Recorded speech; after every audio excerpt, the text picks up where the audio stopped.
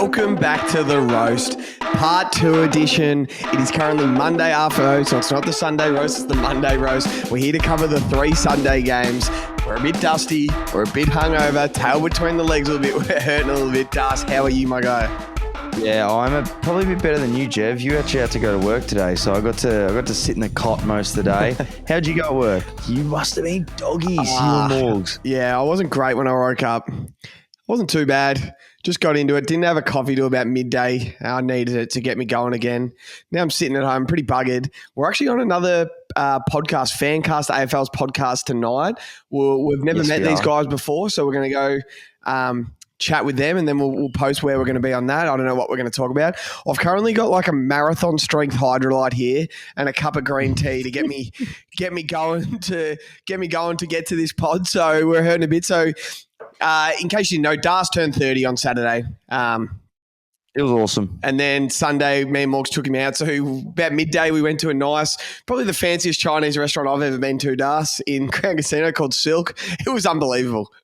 It was so good. Some of those dumplings or whatever they were, that prawn one wrapped in like, it looked like salmon. And God, it was insane. I don't know what it was costing us, but God, it was nice. So we went there. You know, we were playing the tables a bit, playing a bit of blackjack, playing a bit of roulette. That was fun. And then we started watching the Swans game. So we'll start there. So Swans Brisbane. The Swans lose again. Lions win at home. 2 points, final margin. Talk to me, Das. Yeah, so what are your 3 losing games? It's like 5, 2, 2, and 1. 2. 5, 2, 1, and 2, yeah. It's 10 what do you read into that? 10 points in total. You can read into that whatever you want, saying like... Can't get it done in the close ones. But then if you are getting those done, then you're 6 games clear on top. If we do it, like you could have an argument, heard it on SEN today. You could say we're 17-0. Like, it's like, oh, they're not winning the close ones, but then, if you are winning them, then you're 6 games clear on top. Yeah. So, it's you can't win every game, but they definitely came out hard early, didn't they, Brisbane? They kicked 5 goals early in the first quarter. Danaher was on fire.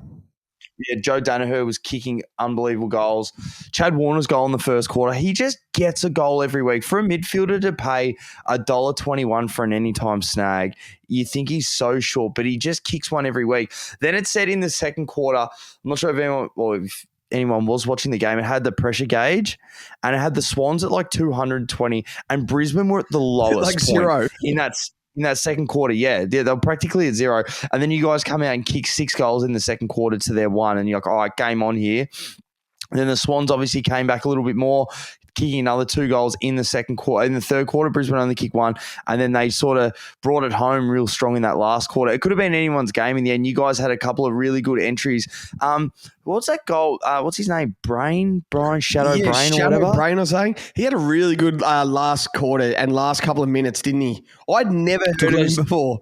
Yeah, took those 2 intercept marks in a row on that same right-hand side of the pocket or the far side from the screen where you're looking at. And, they just look like that they just wanted to move the ball a little bit better with a little bit more freedom. Cam Rayner, Jev, this is what he should do every week. That's why he's the most frustrating player in all of football. 20 touches, 2 goals, 1. Looks like a one-man wrecking machine, but the work definitely went into Neil, but the rest of the team did stand up. You guys had a couple of injuries as well. Hayward, Papley went out. What did you say? Rampy might be missing the rest of the season. So when you're missing any more than one player within a game, like it's going to come back and bite you at the back end of the game. But 2 points. It was a fucking good game to watch the back end of it. What were your thoughts on it? So I'm trying to, I'm seeing it from both ways. The Swans lose another close one. Losing the close ones is starting to annoy me. Teams obviously train better than us, and I still think we're the best team in the comp, but you can't keep losing the close ones. And if that was the Bombers, I would be roasting the fuck out of them.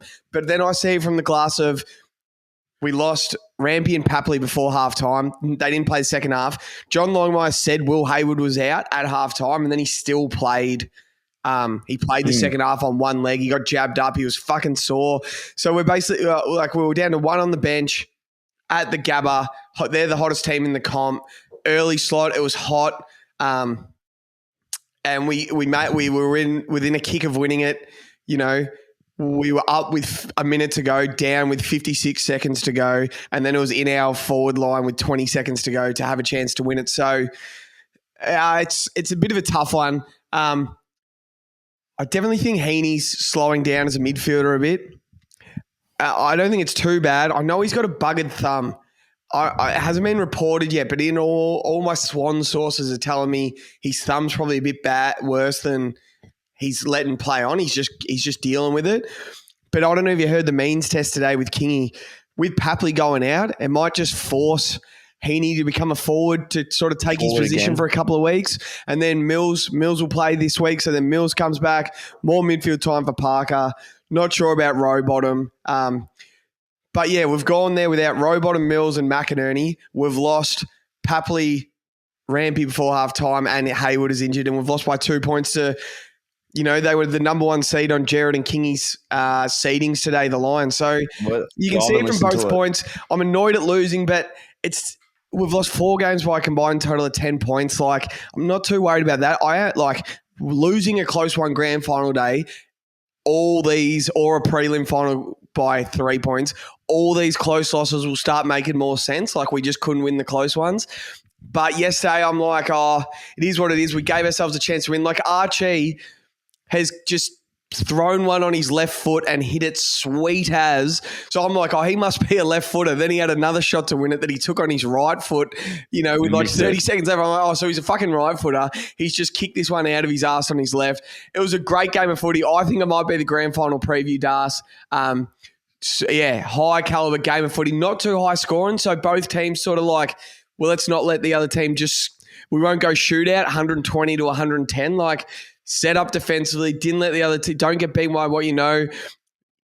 Isaac Heaney's first game under 20 for the year. Chad only had 20. I think he kicked like 2 goals, 3 or something, or 1 goal, 2 or something.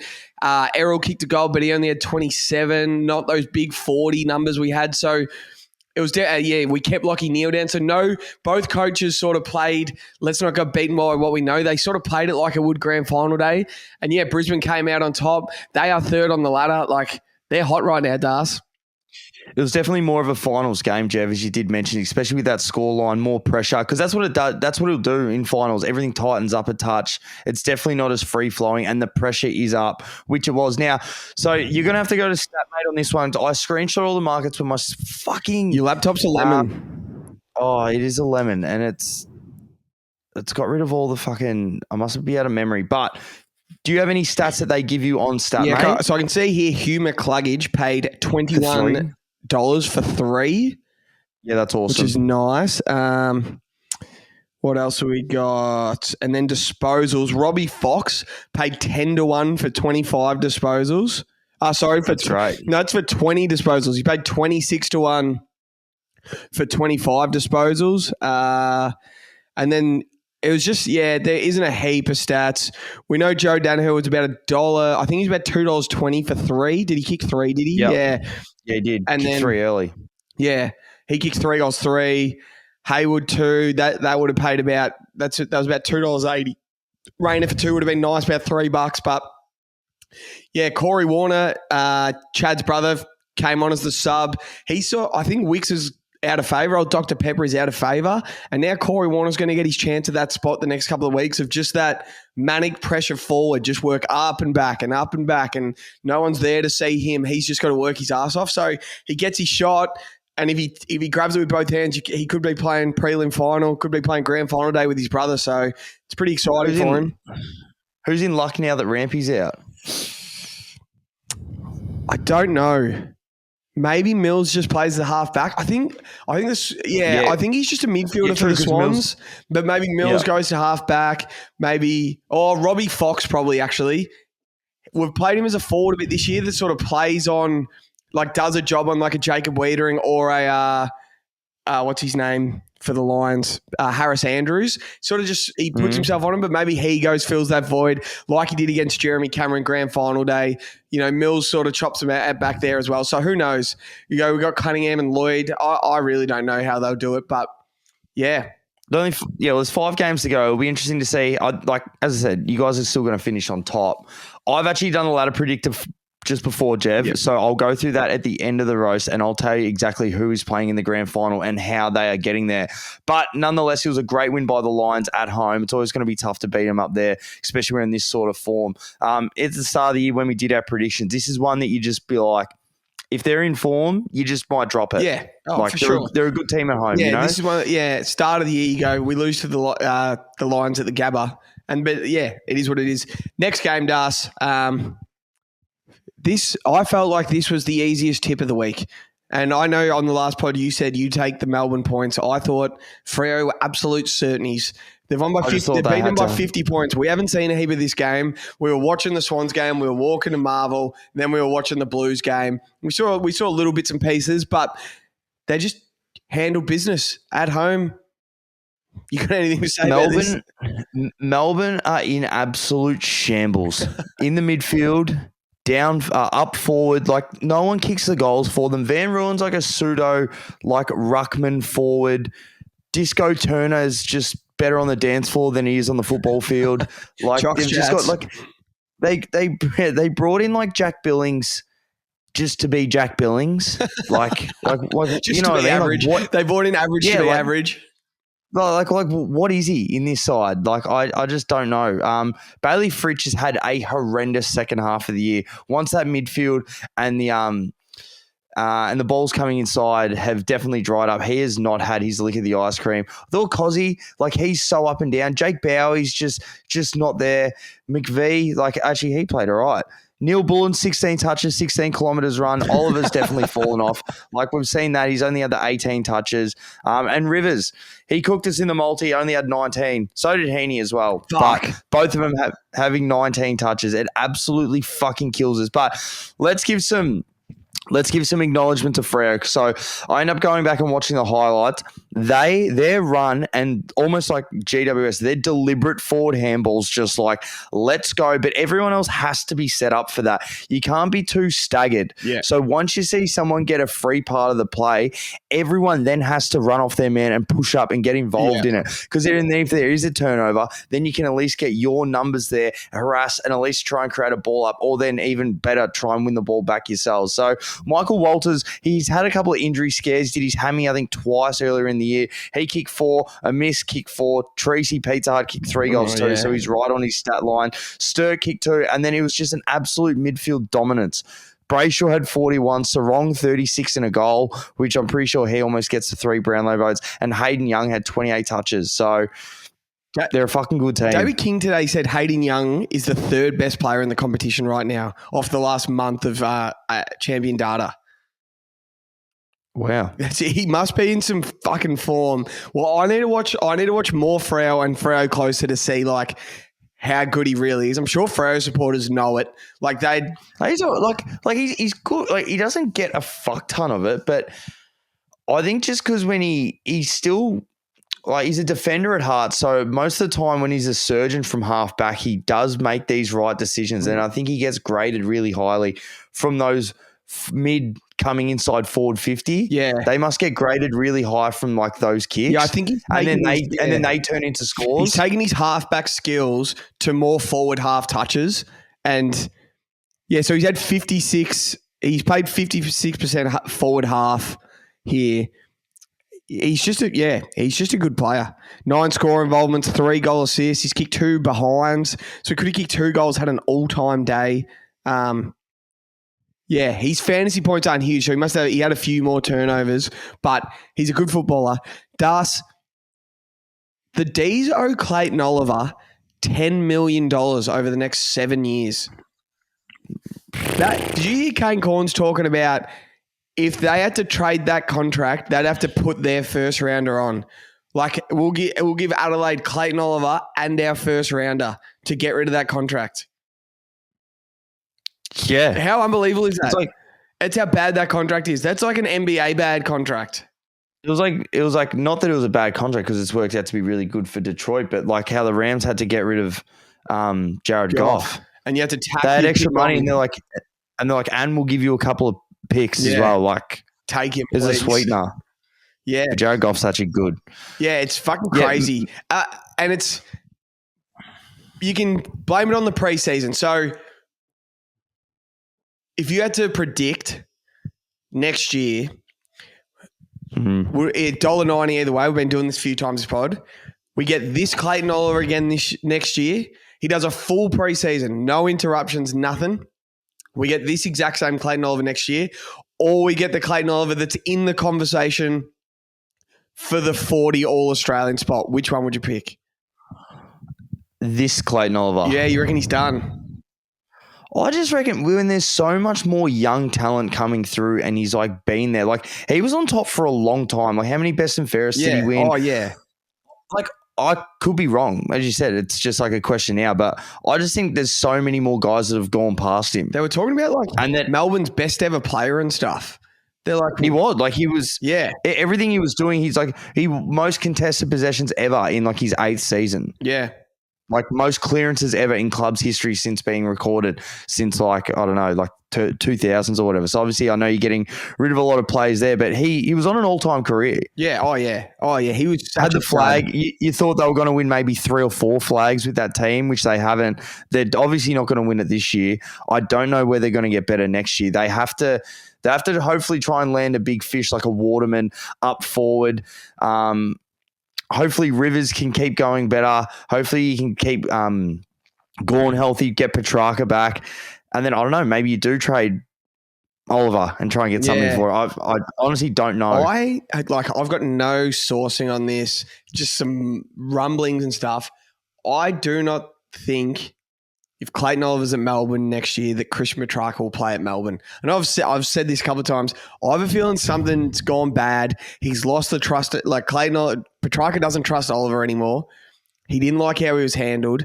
I reckon he could be the one that could request a trade or play for another team next year. I just got a feeling about it. You go to the Pies. Yeah, maybe. Go to a big, big club.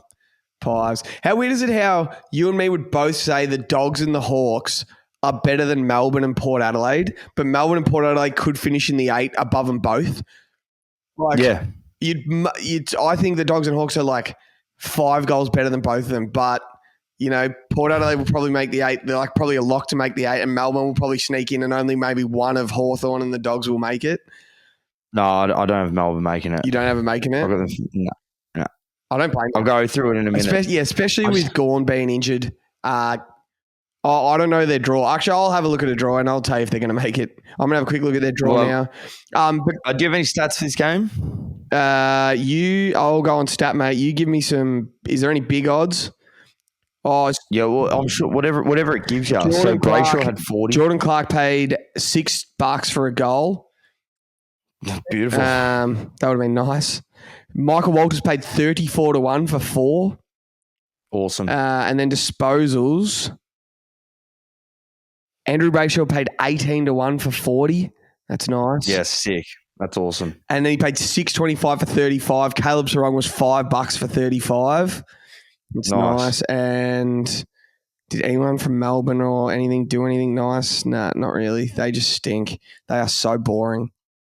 They're so bad to watch. How's the Kingy was talking about today? The clearances were 19-3 at quarter time or half time, but at one stage, Freo won 16 in a row of those clearances. They won the first 16 clearances to 0.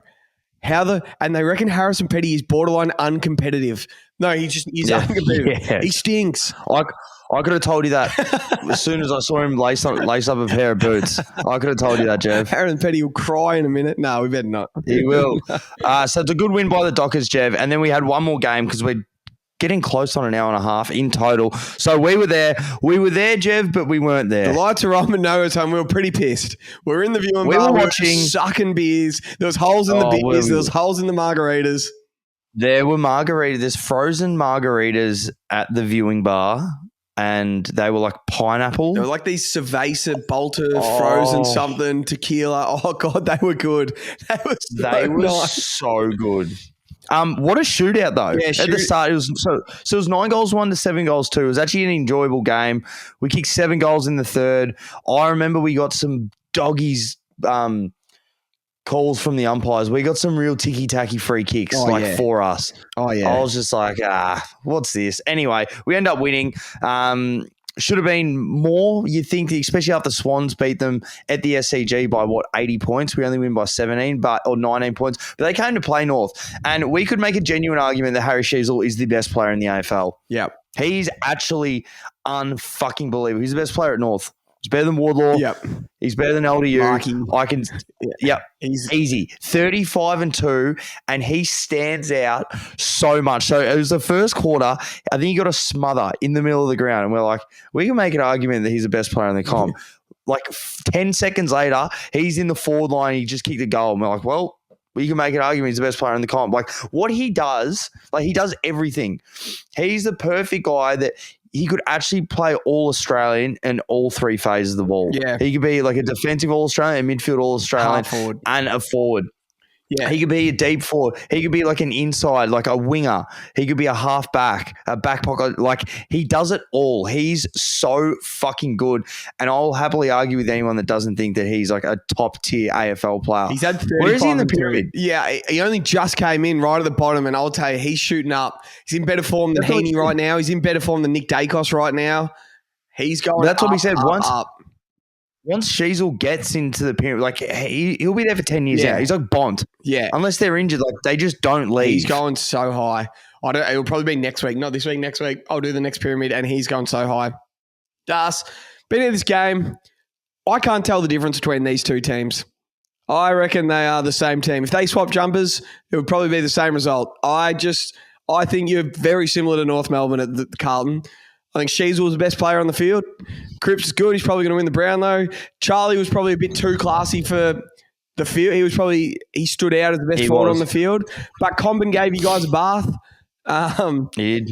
Like always got a free soft one, a couple of soft ones. Jesse Molov's kicked 3, which is good. Good for good supporters to have him back. But him over sprinklers and sparkles, razzle dazzle, is an absolute must. Yeah, like. Absolutely. If Orazio comes back in this side, I'll throw up. I was watching this number 46 for North Melbourne. Had no idea who it was. Robert Hanson Jr. Das, you know much about Robert Hanson Jr.? Yeah, Robert Hanson. He's 20-year-old. And then they brought back Griffin Logue, so it's good to see him back. So the Logan core, key back line. Comben goes back forward. Now it's Larky, Comben, Zerha. I like this team they're putting together. And we were so harsh on North earlier in the year. But with new information comes new opinions. Colin Coward says it all the time. I'm changing my take. I'm so hot on North. I think they're going to finish above Collingwood next year. I'll lock it in with any Pies supporter now. I think North will finish higher than Collingwood next year. And yeah, I don't know if they'll make finals. It's a bloody good league. But yeah, I didn't see much difference in the two sides in this game. I think Carlton got a bit lucky with a few free kicks. I think I saw Eddie Ford miss from the goal square. It could have easily been a 5-point game with a couple of minutes left, and you could have been terrified. It could have been, but unfortunately for everyone else, we end up getting the chocolates. But you know what is concerning? I was chatting to the old man just before. I'm like, fuck, we're not playing good football at the moment. And we're not. And you've just lost Tom DeConning for probably the season. So for anyone, if they don't know, if they've been living under a rock, punctured lung and a fractured foot, but he still played the rest of the game. What an animal. Foot on big men isn't good, is it? You just know a foot on a big guy, just for some reason, it's not going to work. So they're saying hopeful to come back for finals. Did Nick Dacos play the first final against the D's last year, or did he only play the prelim?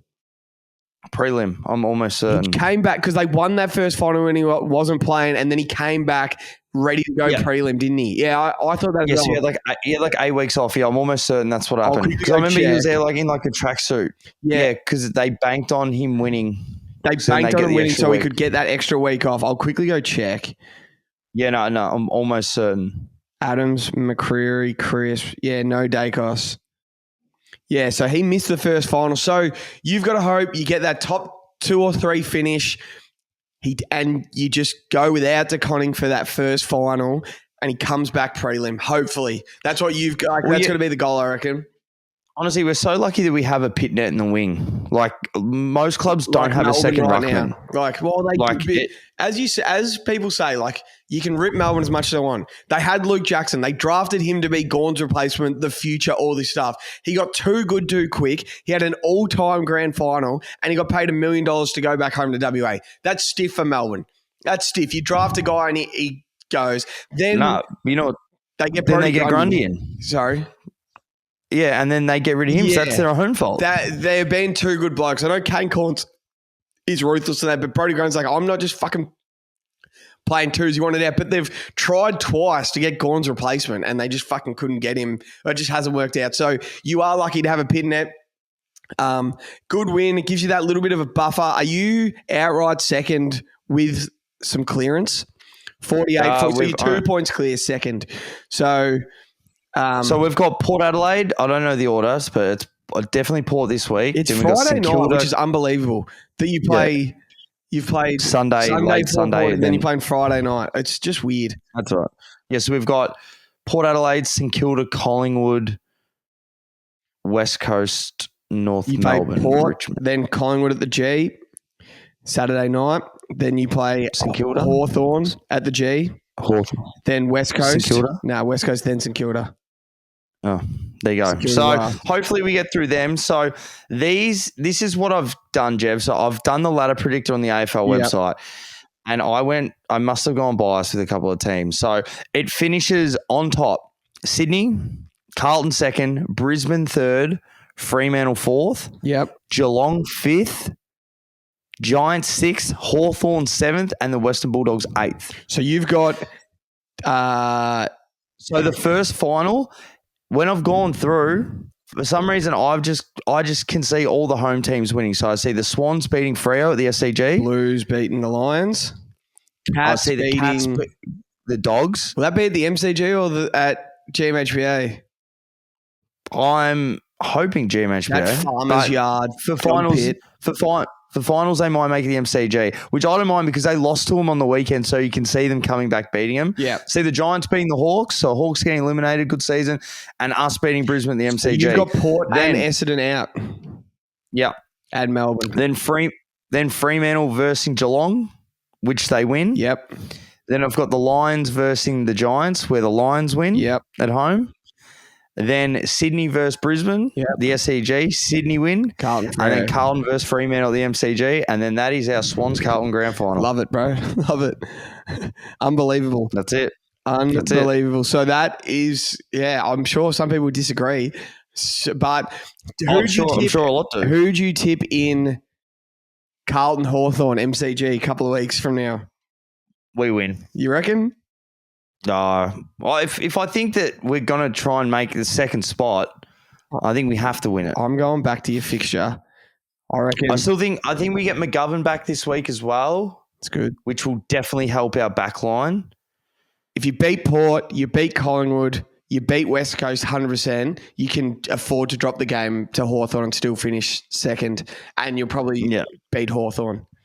So, you should finish second from here. We should. If we don't, we're a fuck up. Yeah. That's it. I think, I just think like the ball's in our court with the run home. Yeah, I think. And then you get the week off, and then you get a first final at home.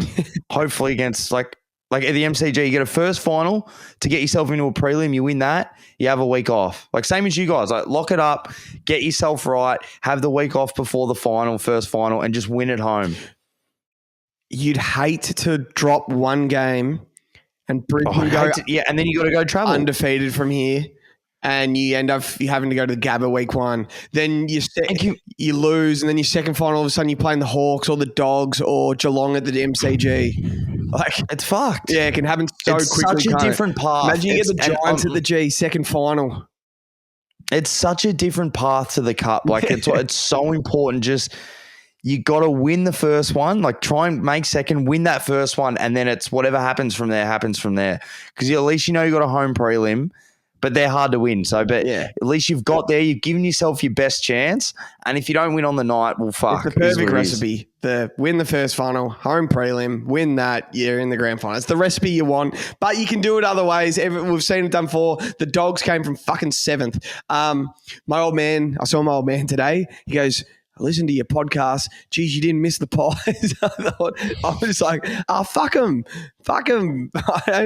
They're shit house. I don't know what they're good at, apart from employing Nick Dacos. They're only good at Peter Dacos' parents moving from Macedonia to North Preston. That's all it. they're good at. So, yeah. So, what do we got next week? If you were to do, let's do an early prediction, early lines. You want to play Guess the Lines? I'll do it to you. Carlton Port.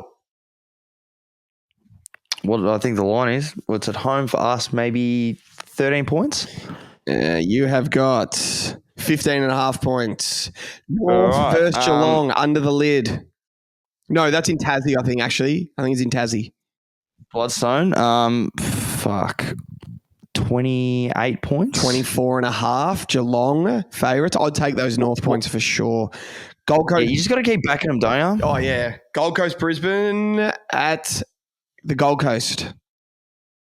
So it's at home. So Gold Coast don't lose at home, but Brisbane will be favourites. I don't know, maybe like 12 points. Yeah, 10.5. 2 goals. 10.5. You can get Gold Coast, who are undefeated at home, plus 10.5. I will be taking that. You have to. You got to take it. You have to. You got to take it. Points so at home for Gold Coast. Yeah. That could be the bet of the year. That might be in the 100K this week.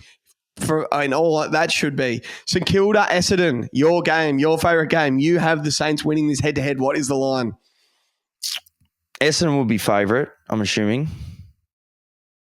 Maybe like 7 points. 3.5 points. Essendon are favourites. So half a goal, they say. Well, they can't drop that one, the Bombers. No, they can't. So I'll be taking the Saints. The Gooch of Fox Footy has put the Moz on the Bombers. Yeah, he did it 3 weeks ago. I remember watching and just being like... Ben Dixon came out and said, the Bombers are playing in a prelim final. Cancel your September holidays, Essendon fans. Since then, they've lost to the worst Melbourne team of the last 6 years. They lost to the Cats and they lost to the Crows. So, oh, God. Melbourne. And they beat the Pies. The Pies aren't going well. Melbourne GWS. This is the bet of the round, I reckon. Melbourne GWS, MCG Saturday night. GWS. They would have to be favourite. Wouldn't they? What do you got? How many points? Oh, because they're travelling. Like GWS have to be like 4 point. I know, a goal favourite. GWS plus 1.5. Plus they're roughies. GWS, you're getting plus points, 1.5. GWS are good at the MCG. They don't worry about the MCG. Why are they not favourite? They're going to beat Melbourne. 100% going to beat Melbourne. That's going to get smashed in. If you're listening to this now, take them. Take that plus 1.5. Because they will be favourites by the time the game kicks off. Derby, we've got a Derby. Freo, West Coast, Saturday night. Freo win this one. Yeah. They lost the last one. They don't lose this one. They got Harley Reid. Well. They got Harley Reid. They'll go after Harley Reid in this one. 15 points maybe? 36 and a half. 36 and a half? That's what it was last time. Was it? And then West Coast won head-to-head. It's one of those ones. You either take... I'd tease it to 20. Or you either take the Freo points or you just take West Coast to head-to-head. Like, if you're going to have a crack in the Derby, you're going to win it in a way. You know what I'm saying? Like, It's not about covering any lines or anything. It's like you fucking win if you go in Derby. Collingwood, Richmond... MCG. Pies favourite. Yeah, Pies favourite, probably, I don't know, 15 points? 24 and a half. Are Collingwood 4 goals better than the Tigers? No. Tigers were competitive the other night. They were for a long time. Jeez. They might see blood in the water there. I'd be taking the Richmond line. I'm gonna put on it. We're gonna have multi. Swans, Dogs, SCG, Sunday Arvo 320. You guys will be favourite. It's way more points than I would have guessed or liked.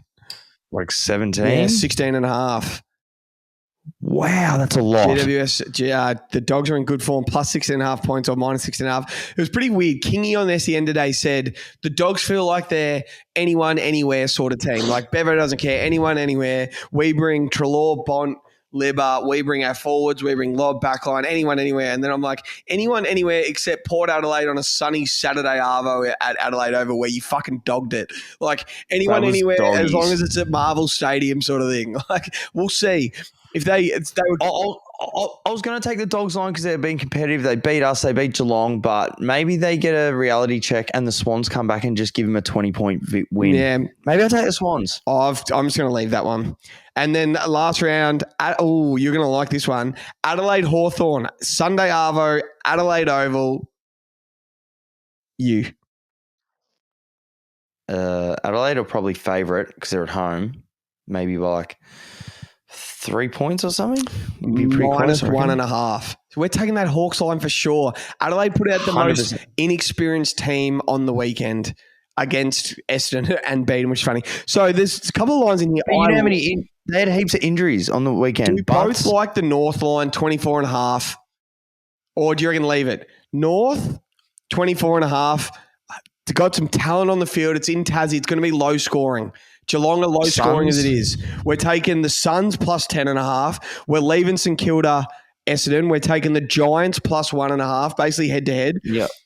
We're taking the Hawks plus 1.5. And do you like the Tigers plus 24.5, or you reckon leave it? Just make it a 4-legger. I'd be happy to leave it. I like all the others. I'd be happy to leave that one. And Freo 36.5. I'll leave that.